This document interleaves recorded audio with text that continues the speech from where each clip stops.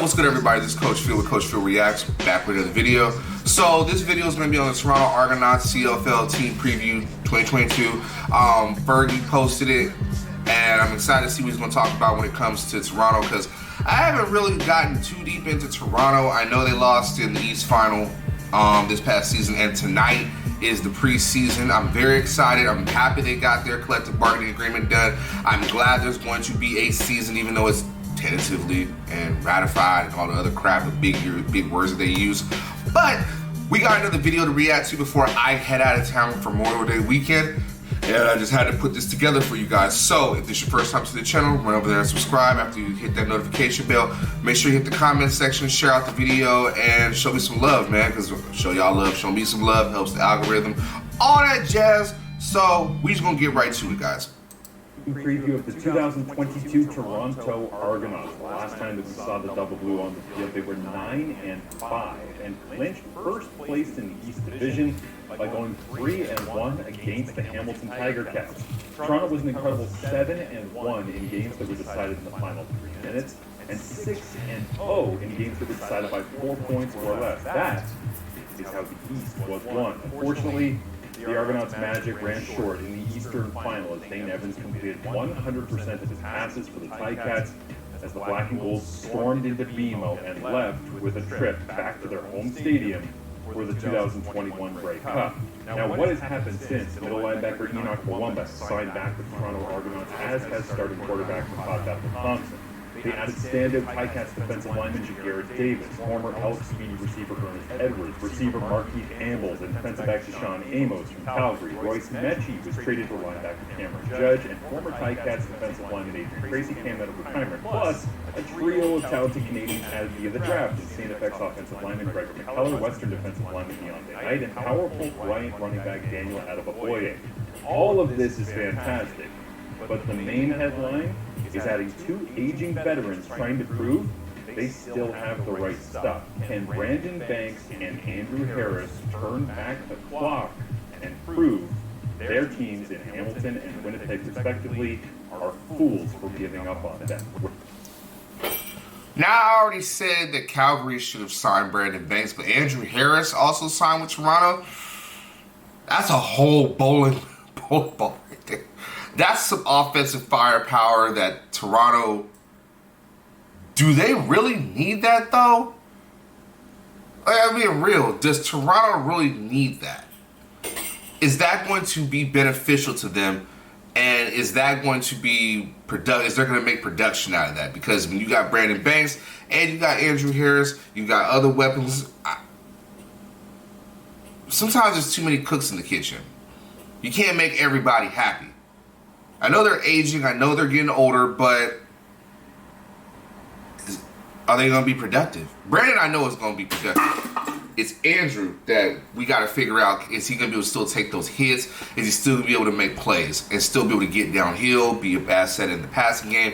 Is he going to be able to do any of that? So, I like the pickup. I'm very excited to see what they're going to do, but has Father Time caught up with them?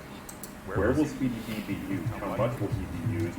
And can Andrew Harris be the workhorse running back that we were so familiar with just a couple of seasons ago before injuries hampered him in 2021, despite the fact that he bounced back admirably and controlled the flow of the game in the Grey Cup? The second note I'm looking for with the Argonauts this season: sustainable defense. How can they find a steadying force and just make plays? Having Royce Mechie on the back end will be very, very good for them. Joshua Haggerty, another young defensive draft pick from the University of Saskatchewan, also will be in that rotation up front. Adding Garrett Davis is going to create increased pressure on the passer.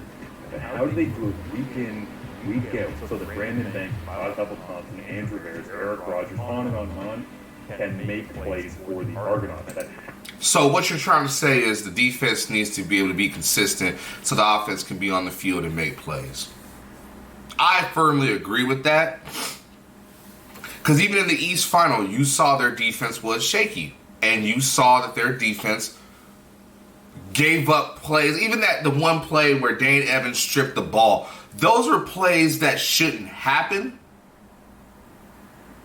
It's just, I don't know. Toronto's defense is, what wouldn't say they're different, but they're, what's the word I'm looking for? I'm just going to say it straight. They make boneheaded decisions at boneheaded times at crucial moments in the game. That's all I can say about it. Their defense makes boneheaded plays. Or they give up big plays. Or they're not consistent. You know, those type of things. But I agree. I have to agree with Fergie. Can you be on the field long enough to where the offense can take a rest and then come back out there and make plays for you guys? Because your offense, this is the thing I don't understand is, if your offense is the focal point of your team when it gets to playoff time and the pace of the game slows down and your defense has to be out there, how's your defense going to be prepared? Because all the season is going to be lightning fast, quick. We're going to put up points on the board, but I don't know. I just wonder about that. Can their defense do that? Has to be the goal. And the final thing I'm looking forward to this year, a Bethel concept. Last year, can they control the pace of the game and make it to take advantage of that? Good stats, not great. I believe there are two ways the Toronto Argonauts will find success in 2022. Either they will get well above average quarterback play as Bethel continues to adapt to Ryan Dinwiddie's offensive system, or Andrew Harris is going to be the workhorse that we know him to be, whether it be on the ground or through the air. They will design unique things for both he and Brandon Banks. How far can that trio take the Toronto Argonauts might determine whether or not they win the East in the regular season, and most importantly, whether they win the East in the playoffs and make their way to Regina for the Grey Cup this November. All right, let's just wrap real quick. If they're gonna get to Regina, you can't expect Brandon and Andrew to just be the only playmakers. I said the same thing in my last video, that with Calgary, you gotta have a healthy mix. Somebody has to be one to step up offensively and not just expect these older vets to just make all the plays. Because then it's not possible. You can't just expect have one running back, one wide receiver be the studs, and then the quarterback is good but not great. As well as, like I said,